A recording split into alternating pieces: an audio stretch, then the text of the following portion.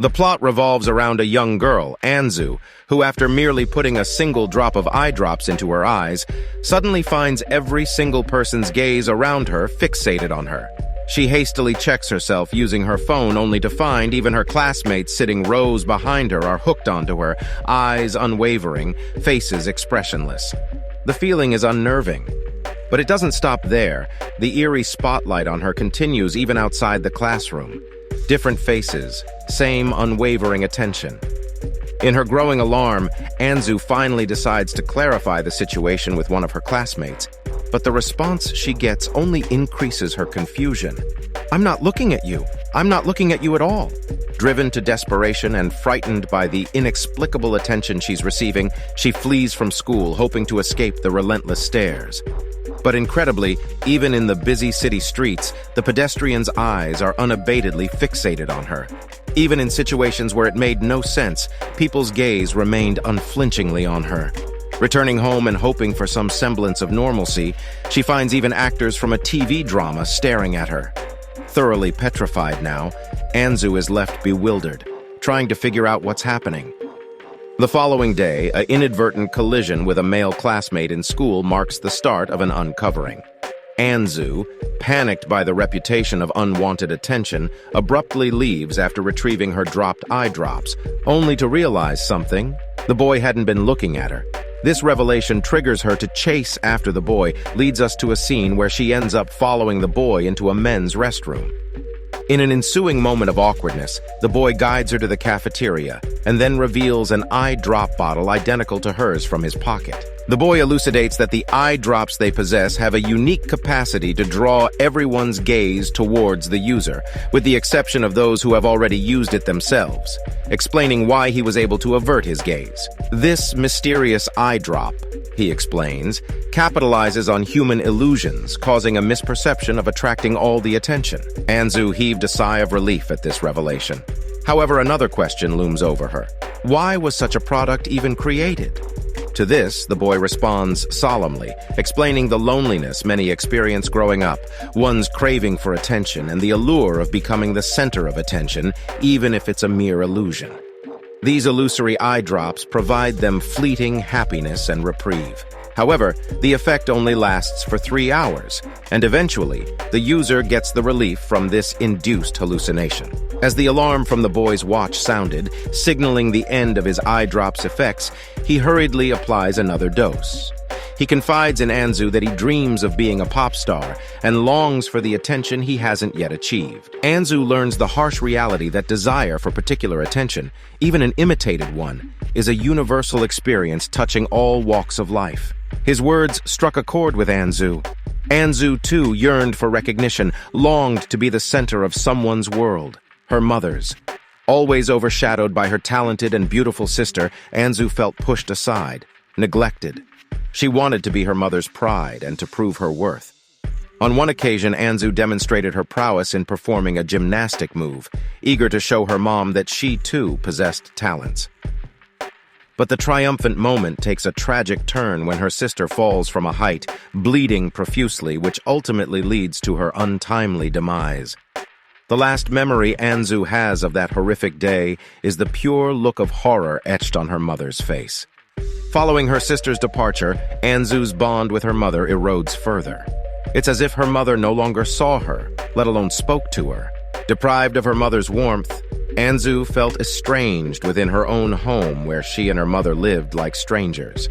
Struggling with guilt and the realization that her mother might never forgive her, Anzu decided to give the attention-grabbing eye drops a shot. Yearning for her mother's gaze and longing to see her face again, she created an opportunity for the two of them to eat lunch together at home. To her delight, her mother finally laid her gaze upon her. Despite apprehending the artificiality of the gaze, Anzu discovered, just as the boy had described, she could indeed feel a sense of joy from being the focus of someone important. From that day on, Anzu started using the eye drops frequently and eventually adapted to her life under the constant scrutiny of others. This newfound love for attention, even though synthetic, led to her being increasingly conscious of her appearance and demeanor. It evoked a joy in her, a joy she had denied herself since her sister's death, especially in her mother's presence. Much like the boy, Anzu too began to set alarms every 3 hours, reapplying the eye drops immediately as the effects wore off. She grew fond of the attention it brought her, real or not. As far as she was concerned, it made her happy, and that's all that mattered. Her visits home became more frequent, and she shared every bit of her life with her mother, something she wouldn't have dared to dream of before. Sharing plans about an upcoming job interview, she even noticed her mother giving her an approving smile. Oh, the magic of the eye drops. Grateful to the boy for introducing her to the remarkable eye drops, she sought him out to express her appreciation. Surprisingly, the boy did not share in her cheer. Instead, he brought her to the classroom and asked her to sell the eye drops back to him. He did not seem pleased, yet he persisted in his plea, claiming he had run out of his supply. Frantically attempting to get more from the source where he initially purchased it, he discovered the website disappeared mysteriously. In a sudden fit of desperation, the boy even attempted to snatch the eye drops from Anzu. Fortunately, a couple of passers-by intervened, allowing Anzu to escape the awkward encounter. The boy's pleas, however, left Anzu deep in thought. Would she too crumble without the attention the eye drops garnered? Later, her mother prepared a lavish dinner, but Anzu remained lost in thought, still contemplating the boy's desperate assertion. Just as Anzu's eye drop-induced bubble seemed to be infinite, an abrupt alarm marked the end of 3 hours, which meant the illusion was about to shatter. Rushing to reapply, she realized to her horror that the bottle was broken due to the struggle with the boy earlier in the day. Crashing back to reality, Anzu felt the pang of loss. The prospect of permanently losing the warmth and attention from her mother was too overwhelming. She finally understood the boy's desperate articulation about the agony of losing this attention. Facing her mother, Anzu was dumbfounded to discover that her mother was still looking at her, caring eyes and all. The sight brought forth an outpouring of guilt, remorse, and confession from her. Anzu admitted to her mother that she was a far cry from her late sister, and she blamed herself for her sister's death and their parents' subsequent divorce. Overwhelmed by the revelation that her mother's gaze upon her was real and not an illusion, she was unable to process her emotions. It turned out her mother had never blamed Anzu. Instead, she carried the guilt of her elder daughter's death and believed it was her neglect that caused the tragedy. Her guilt even extended to her fear that Anzu would never forgive her and would one day leave her alone, fearing losing another child. Witnessing Anzu's happiness and frequent presence at home warmed her mother's heart, and she believed that was Anzu's way of forgiving her.